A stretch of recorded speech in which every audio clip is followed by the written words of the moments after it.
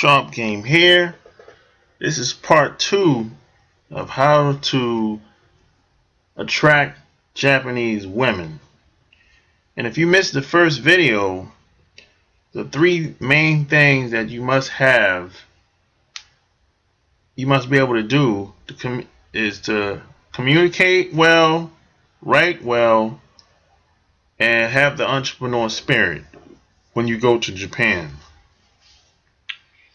However, I wanted to expand on part 1 because if you're talking to the wrong woman or the wrong people, none of it matters. So in this part 2 of this video, I want to expand on what I talked about. There's something you must know about Japanese women and the culture and how Japanese guys operate when it comes to women and their perception of women. Now, first off, most Japanese people get married in their 20s. And this is very important that you listen to this. This is why a lot of the women look to date outside, because most women, once they get past the age of 30, most Japanese guys don't want nothing to do with them. They don't want anything to do with them once they get past the 30s. I mean, a Japanese guy that's in the 20s is not going to have interest in a girl that's past the 30s. And I really don't know why that is. I think it's just always been that way for so long.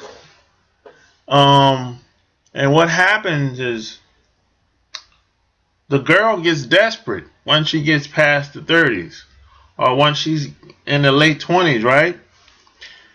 And she probably, even if she never thought about talking to a foreigner, she probably, in her mind, at least in her mind, she's probably going to be forced to, because the Japanese guys is not checking her out, and they probably not going to settle with her.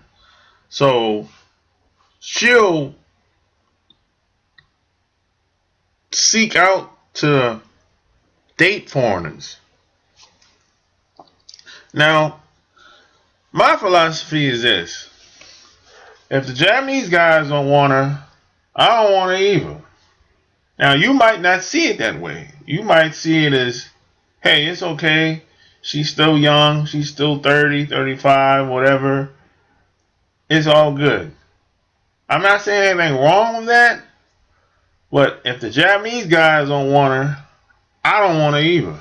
That's just like if I'm in America and if I'm talking to a white woman, and if I find out that the white guys don't want her, I don't want her either. So my philosophy is the same across the board. It doesn't matter where I'm at in the world. But if she's not wanted by the group of guys in her culture or in her nation, I don't want her either. Because I like to have the best of the best, regardless of whatever it is. So in her mind, she's kind of settling with you because she's desperate. So I don't want any parts of that. That's just me. That's just my way of thinking, my way of being. It's how I see things, my perception. But just be aware that that's one thing you might not know about a lot of Japanese women. Just the Asian community, period, across the board. I mean, I think maybe China is probably a little worse. But I know in Japan, and I know this probably better than most people because I lived there for years. Once a lot of these women, when they're in their 20s, that's when they usually get married, or they're looking to get married. However, if it doesn't work out, and they get past, when they get in the late 20s, they start getting nervous.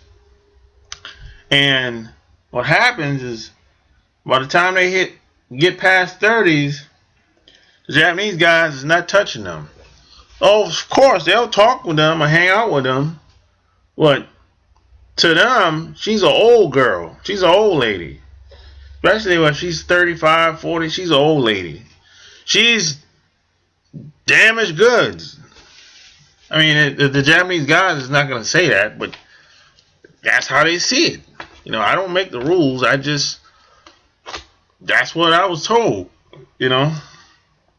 And you just have to be aware of that when you meet these women, because these women tend to be outside of the military bases. They tend to hang around the military bases a lot when they get past 30 years of age. And you got to be aware of this. And the reason why they're around the military bases is because Japanese guys don't want them. They don't want no.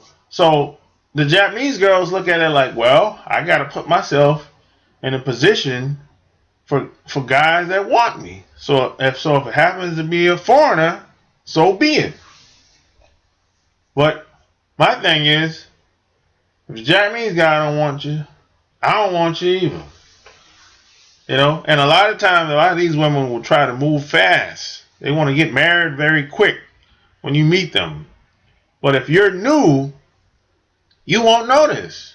Because sometimes we tend, guys, including myself when I was younger, we tend to get caught up in the moment. We're having such a good time, we're not really thinking.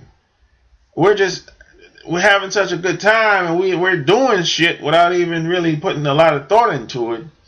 And before you know it, you'll be got so emotional and then done so much shit within a short amount of time, and then you look back and you be like, oh, I missed that. You know, you look back and you see the red flags. They were there, but you were having such a good time, and the woman, she manipulated you, and because she knew that you don't know that much, especially if you're new coming to Japan, so she's manipulating you and taking advantage of you. Because she's looking out for her own selfish needs. Because she wants to get married and have a baby. You know? So you have to be aware of this. And you can't don't do anything that you don't want to do. And stick to women that's in the mid-20s or early 20s. You know, don't kind of stay away from women that's in the 30s and 40s. Now, I'm not saying you shouldn't talk to them, but don't spend a lot of time with them, because if you spend a lot of time with them, you know what's going to happen. They're going to want to have a relationship and spend more time with you and get close to you. But the women that you should spend the most time with should be in the early 20s or mid-20s. Once they get past the 30s, they become, well, actually, once they get in the late 20s, so 28, 29, 30, a lot of them become desperate. And they'll do anything to attain and get what they want. And they don't really have any, they don't live by morals, good morals in Japan. And if you're a black person, you know where I'm going with this. As black people, we tend to give everybody the benefit of the doubt. We tend to think that everyone has good morals and everyone just like us. But in Japan, they don't live by morals. A lot of women just manipulate the guys. You know, if they can do it, they'll do it. So if you don't, you got to stand up. You got to have a backbone. And because they know you coming from America, they look at the television a lot. And they look at a lot of these movies. So they know, they see how guys treat women in the movies. And they assume that you coming over there, you're supposed to treat her like that too. Because in Japan, the Japanese guys don't treat women like that the way they do in North America. They don't treat women like that at all. They don't show a lot of emotions. They don't show any type of affection. Very little. They don't even show public affection. That's like forbidden in Japan. They don't do any of that stuff you see in the movies. So, but a lot of Japanese women are looking at that, and they just assume that if you're coming to Japan, you're supposed to be like that too.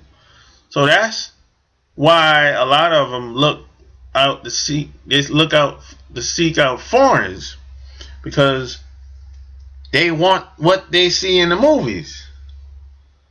So she'll take advantage of that too as well, if you're not aware of it.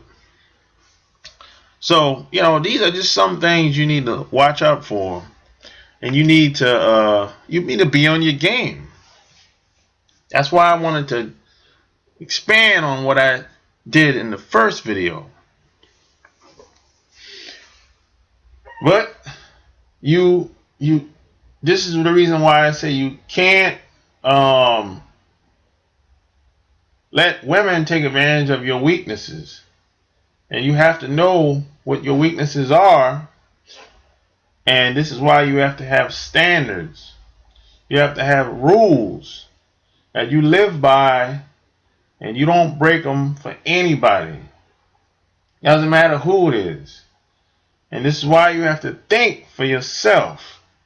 You can't let people influence you to do anything.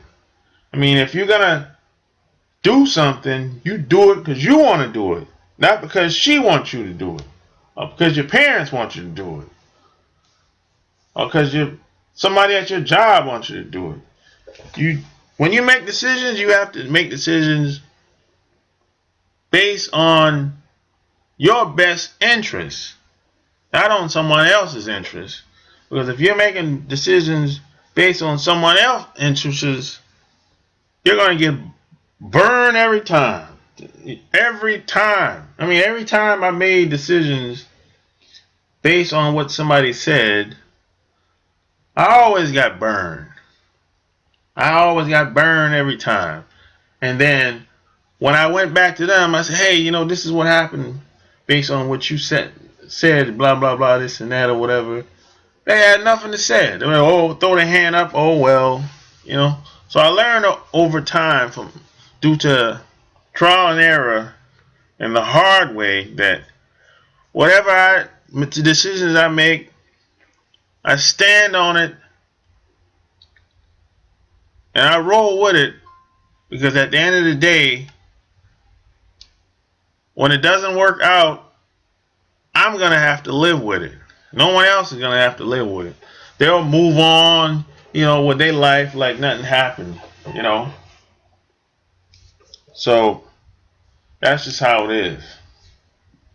So there's a lot of things you have to look out for and be aware of living in Japan.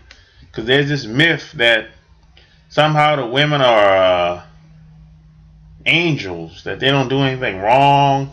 They're the best, some of the best women in the world. And that's just not true. That's just not true.